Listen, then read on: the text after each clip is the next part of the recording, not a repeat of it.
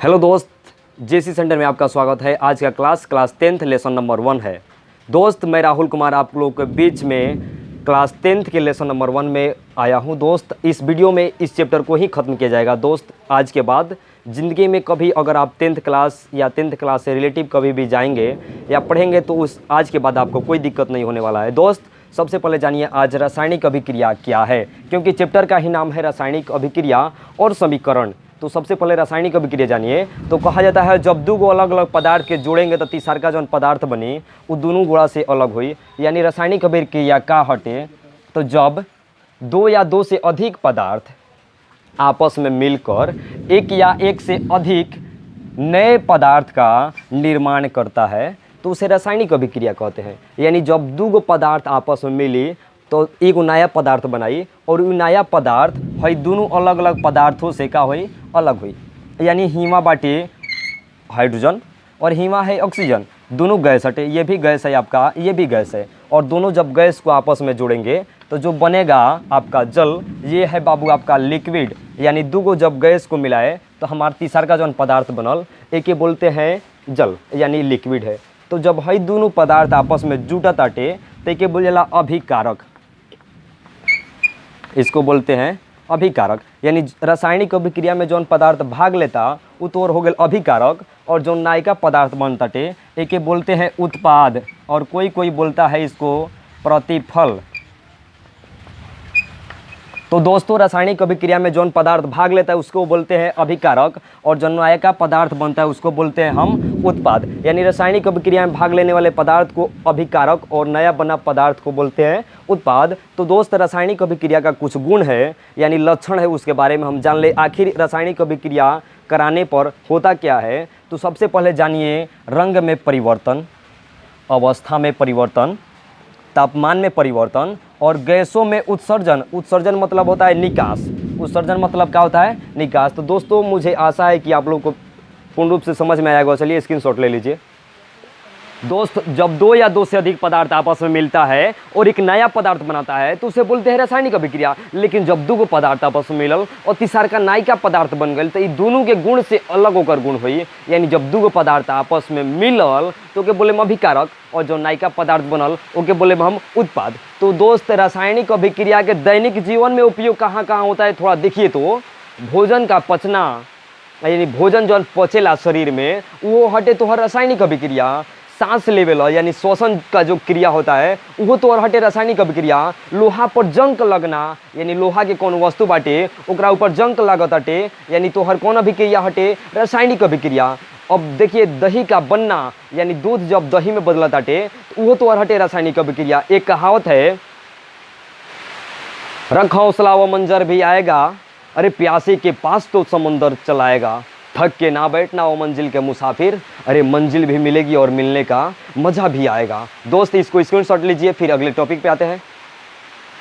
अगला टॉपिक है रासायनिक समीकरण। यानी रासायनिक समीकरण वास्तव में है क्या, तो अभी हम आपको बोले थे रासायनिक अभिक्रिया दो या दो से अधिक पदार्थों को आपस में मिलना और मिलके को नया पदार्थ बनना रासायनिक अभिक्रिया कहलाता है। तो रासायनिक अभिक्रिया को संकेतों तथा सूत्रों के सहायता से छोटा रूप में लिखना रासायनिक समीकरण कहलाता है। पहले इसको समझ ले। यानी जो हम रासायनिक अभिक्रिया लिखते हैं उस रासायनिक अभिक्रिया को संकेत और सूत्र के सहायता से छोट रूप में लिखना, छोटा रूप में लिखना रासायनिक समीकरण कहलाता है। जैसे लिखे हैं मैग्नीशियम और ऑक्सीजन, ये दोनों को मिलाने पर मैग्नीशियम ऑक्साइड, यहाँ पे 2 लगा देंगे, हमारा संतुलित हो गया। अब कहिएगा संतुलित कैसे, तो अभी तो हमको पढ़ना है संतुलित और कंकाली। यानी रासायनिक समीकरण किसे कहेंगे, तो रासायनिक अभिक्रिया को संकेतों और सूत्रों के सहायता से छोटा रूप में लिखना आपका रासायनिक समीकरण कहलाता है। जैसे यहाँ पे उदाहरण देख लीजिए आप, Mg और O2 दोनों को जोड़ते हैं तो हमारा बनता है MgO। और ये रासायनिक समीकरण मुख्य रूप से होता है 2 प्रकार का। कौन कौन, तो पहला होता है संतुलित रासायनिक समीकरण और दूसरा होता है जिसको किसी किताब में देता है कंकाली समीकरण, यानी असंतुलित रासायनिक समीकरण। दोस्त, यहाँ पे देखिए सॉलिड को लिखते हैं छोटा रूप में यानी संकेत में S, लिक्विड को लिखते हैं L और गैस को लिखते हैं G। दोस्त मुझे आशा है कि आपको समझ में अच्छी से आया होगा। चलिए स्क्रीनशॉट लीजिए, फिर आते हैं। रासायनिक अभिक्रिया को 2 भागों में बांटा गया है। पहला जो है आपका संतुलित रासायनिक समीकरण 1 नंबर, और 2 नंबर पे आता है आपका कंकाली यानी असंतुलित रासायनिक समीकरण। तो चलिए सबसे पहले परिभाषा पढ़े। तो वैसा रासायनिक अभिक्रिया जिसमें दोनों ओर तत्वों की परमाणु संख्या बराबर होता है।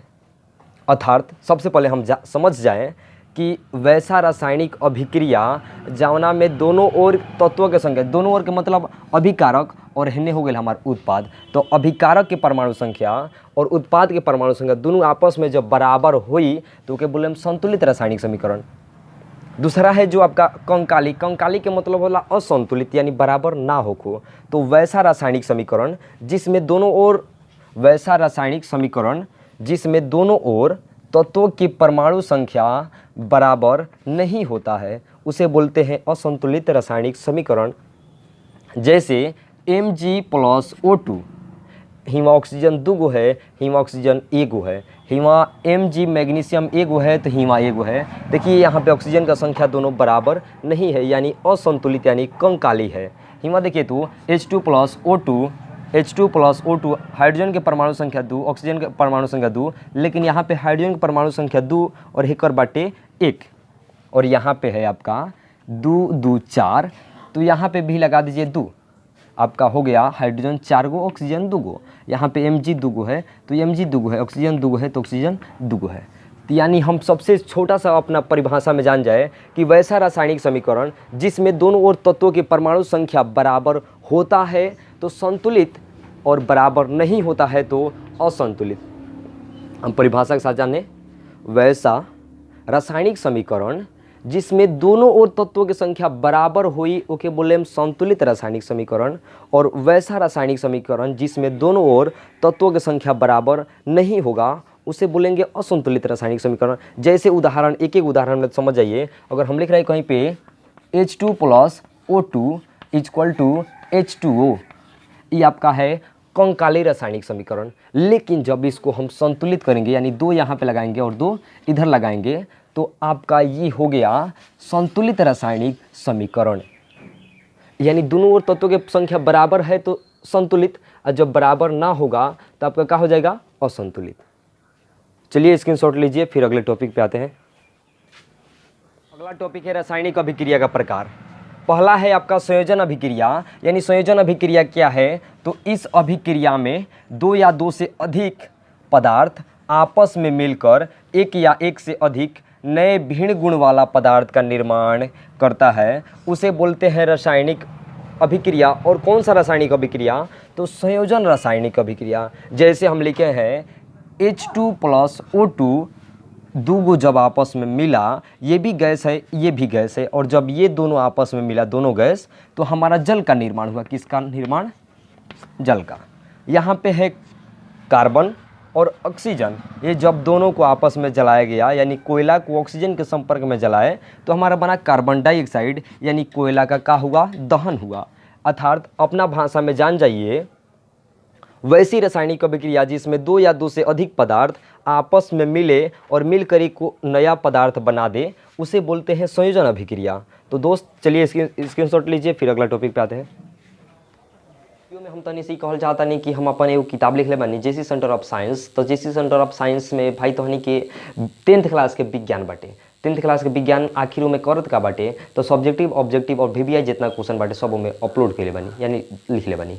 तो भाई किताब के एक बार पढ़ लिए जान, किताब के एक बार पढ़ के थोड़ा देखे जान। कैसे प्रिंट आउट करवाए में 120 रुपये लगता है, और तहनी से उतने खर्चा ले 120 रुपये में। जिकरा भी लेक हुई हमारे नंबर पे संपर्क करी 70 61 42 54 52। फिर से सुनिए 70 61 42 54 52 पे संपर्क कीजिए, मैं आपको किताब दे दूंगा। और हाँ, ये किताब है, इस किताब पे 10 दिन फ्री क्लास है, क्योंकि 10 दिन में आपका 10वां का साइंस समाप्त किया जाएगा। और मैं अक्टूबर में क्रैश कोर्स चालू करने वाली जिसका फीस है 699 रुपया। आप आइए, अगर 5 दिन फ्री क्लास है, अगर ज्वाइन कीजिए, ज्वाइन कर देखिए। अगर वीडियो अच्छा लगे, पढ़ाई अच्छा लगे तो भाई सपोर्ट करना, बाकी सब तेरे हाथ में है।